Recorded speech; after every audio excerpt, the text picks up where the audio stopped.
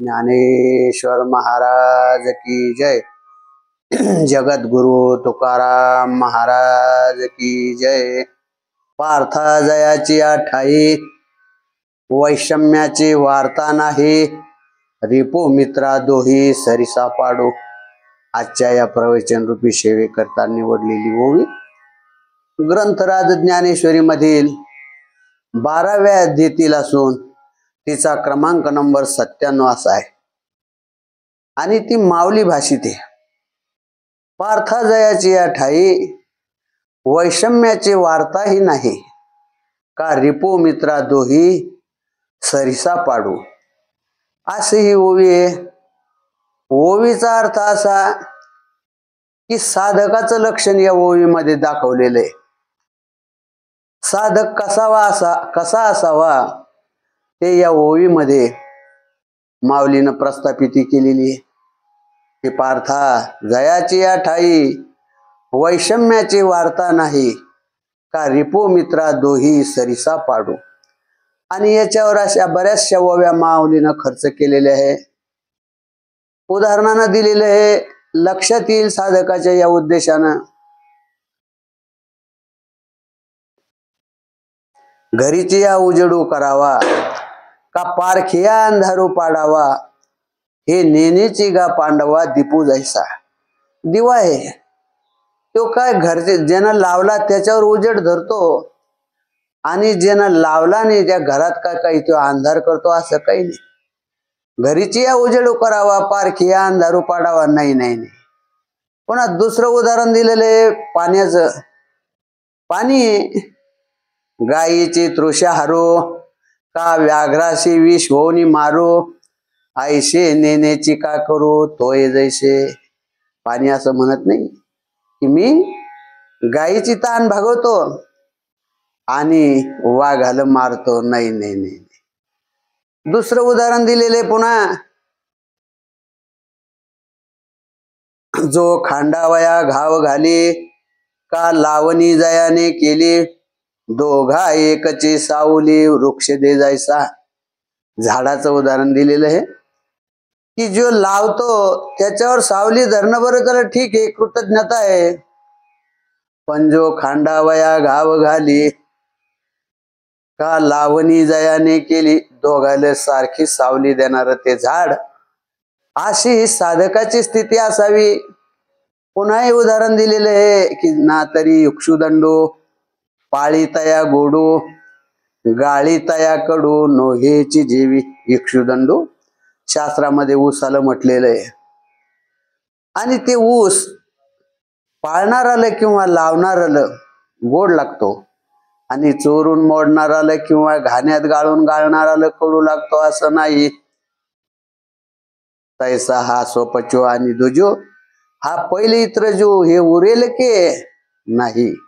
पण कवा पार्था जयाची ठाई, वैषम्याची वार्ता नाही, रिपू मित्रा दोही सरिसा पाडू। अशी साधकाची स्थिती। आणि त्या साधकापैकी जगद्गुरु तुकोबाराय त्या कामामध्ये बसतात। त्यांच्या जीवनामधला अनुभव आहे, उभं आयुष्य परमार्थामध्ये घातलं, कोणचा मच्छर नाही केला, कोणाला नाव न ठुता, कोणाचा द्वेष न करता, उलट शत्रूवर माया केली। एकदाचा असा प्रसंग, देहूमध्ये मंबाजी नावाचे पुष्कळ लोकांचे गुरु होते। आता महाराजांना परमार्थ सुरू केला, कीर्तन करतात। महाराजाच्या कीर्तनाला खूप गर्दी होऊ लागली। लोक महाराजाच्या कीर्तनाला जायचे, त्यात काही मंबाजीचे शिष्य सुद्धा जायचे आणि कीर्तन मोडल्यावर मंबाजीच्या सेवेला यायचे।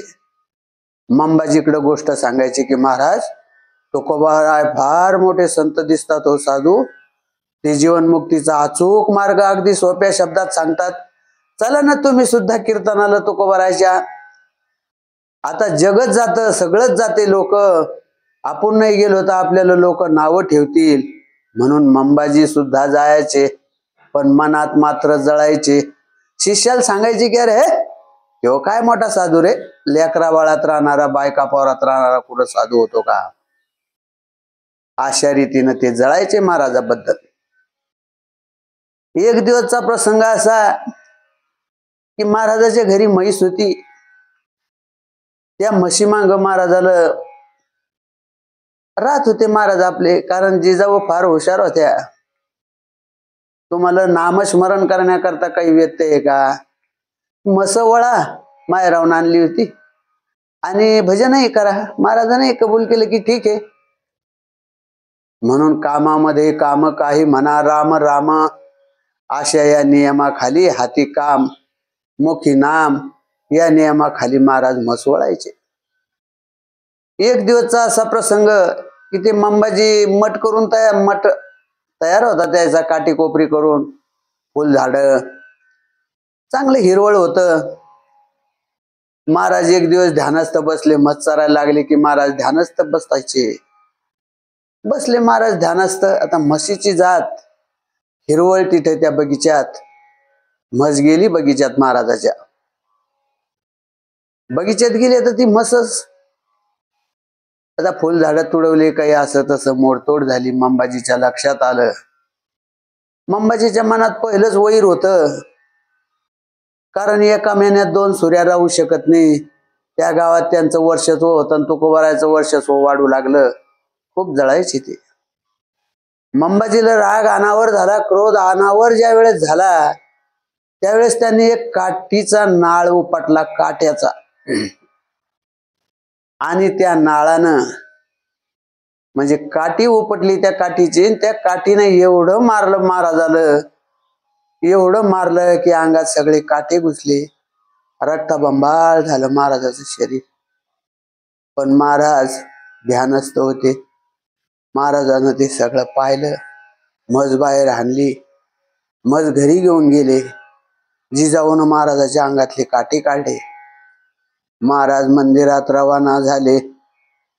भजन करण्यात दंग, विठ्ठल विठ्ठल विठ्ठल.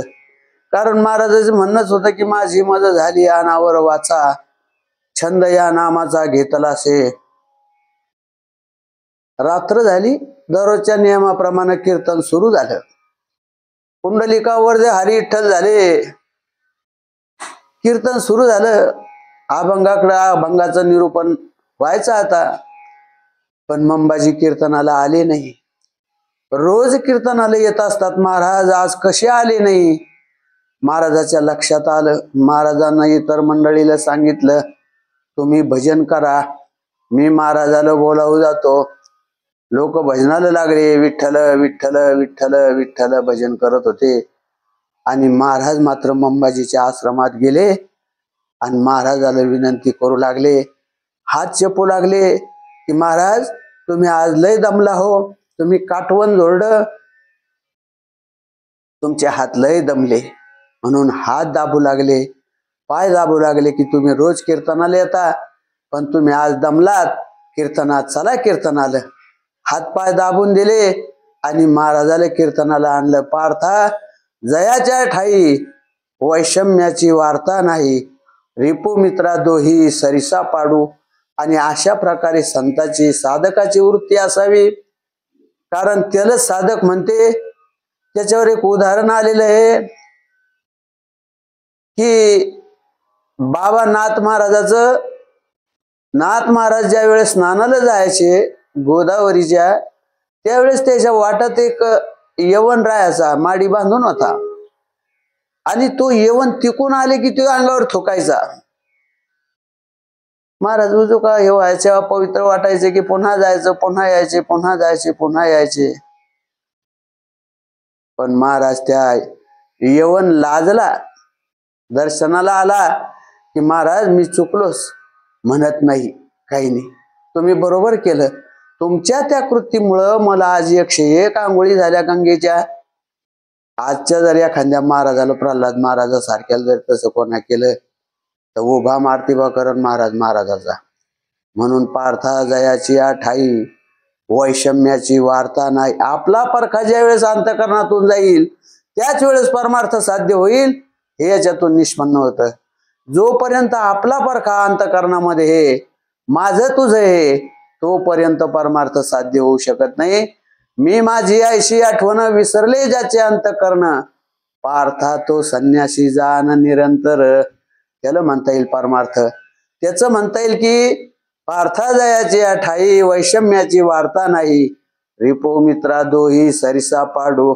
झालेली सेवा पांडुरंग परमात्म्याच्या चरणी समर्पण करून सेवेला इथंच पूर्णविराम देऊ. विठ्ठल विठ्ठल विठ्ठल विठ्ठल विठ्ठल.